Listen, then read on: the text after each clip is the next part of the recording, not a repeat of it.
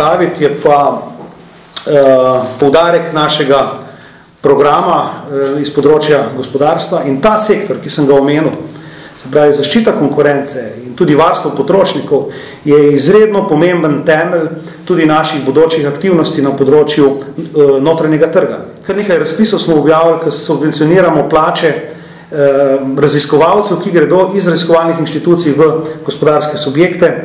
Zelo pomembno je razvijanje naravoslovno-tehničnih znanj, spodbujanje mednarodne mobilnosti, to je izredno pomembno, kadrov ter seveda tudi vključevanje Slovenije v različne razvojne tehnološke projekte širom po Evropi in svetu.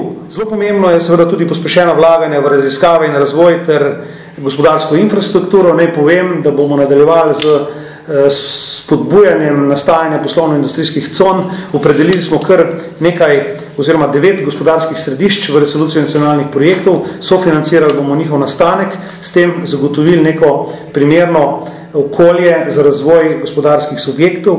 Kar se mi zdi najpomembnejše, je, da se v okviru teh gospodarskih središč tudi vzpostavlja vertikala, to se pravi ne samo, da so to neke poslovne cone, ampak da so v teh okoljih tudi visokošolski programi, tudi univerzitetni programi, da so raziskovalno-razvojne inštitucije, tehnološki parki, inkubatorji in seveda potem hkrati tudi primerno gospodarsko okolje za seveda razvoj gospodarskih subjektov. Torej, da imamo na enem mestu tako znanje, kot seveda potem tisto aplikacijo tega znanja v konkretni podjetniški pobudi.